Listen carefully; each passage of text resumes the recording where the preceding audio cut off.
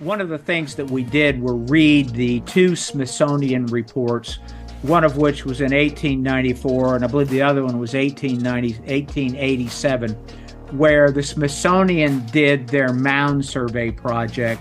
The Smithsonian dug into over 2,000 mounds. It's believed to be 3,000 mounds, trying to find out the origin of the mound builders. That's why they did this project. And in their reports, the Smithsonian reported finding 17 large skeletons between 7 feet to the tallest one was 7 feet 8 inches in height. Since that time, the Smithsonian and other archaeologists publishing for the Hay Foundation, for the Carnegie Institute, for Harvard University, and many other mainstream publications, where they've found another 15 to 20 very large skeletons, anywhere from 6 feet 7 inches in height to 7.5 feet tall. These are all mainstream reports, but that's as big as it gets in mainstream archaeology. There are hundreds to a couple thousand newspaper articles that, of course, claim that skeletons that were 10 feet in length, 12 feet, even a few that are larger than that. There was a guy named Clarence Bloomfield Moore who dug into over 3,000 mounds himself, more than the Smithsonian did during its entire mound building project. This one guy did. His goal was to dig into every single mound along the rivers in the entire Southeast, and he spent 30 years doing it. And he also looked for giant skeletons. All of these giant skeletons, with almost no exceptions, that were reported by mainstream archaeologists came from the Adena era mounds. We did a statistical analysis that showed that there were way too many of these giant skeletons out of these Adena mounds to account for the population. There were too many of them. The Adena population were primarily comprised of exceedingly tall people. Their rulers were these tall people. We believe that a population called the Denisovans came here around 11 to 15,000 BC. And that population were originally called the Solutreans, and they were in France and Portugal and Spain around 20,000 BC.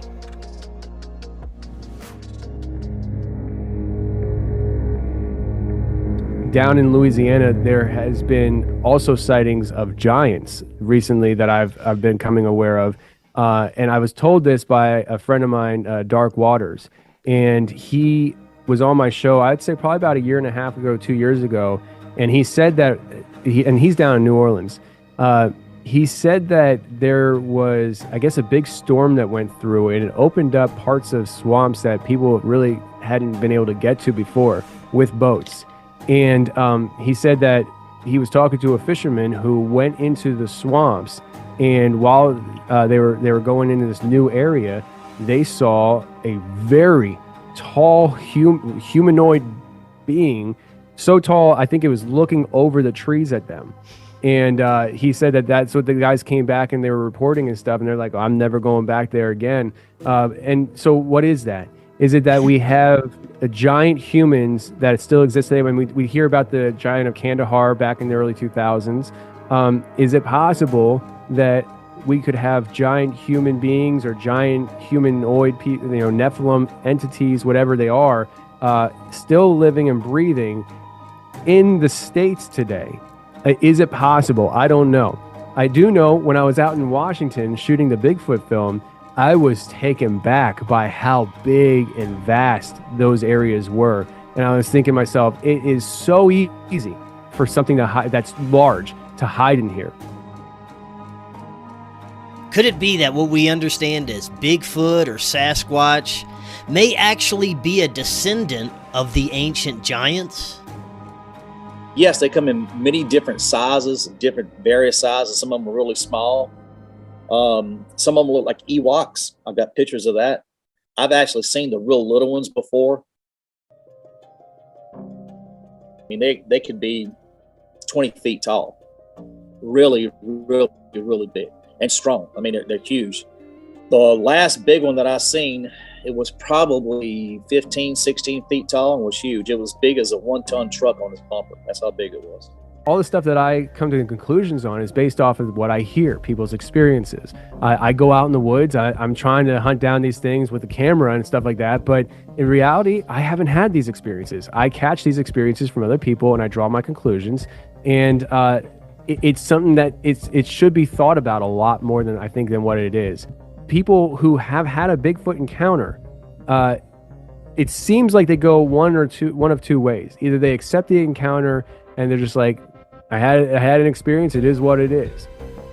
Or they had an encounter and it changed them, and they all of a sudden dive into the topic, they start looking into it, they start going to Bigfoot conferences, they start collecting tons of Bigfoot stuff, they start going out there trying to replicate the experience and find it again, and all of a sudden they were once Billy Bob that worked in IT down the street, and all of a sudden they're just Bigfoot dude all over the place, running around trying to find a monster in the woods that they never believed in before. It changes you.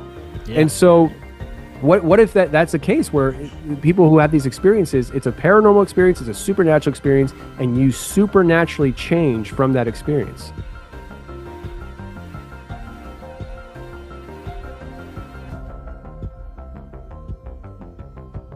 Scott believes that after his initial experiences and communication, his perception and awareness opened to layers of reality that most people will never experience. After that, they started coming to me and talking to me.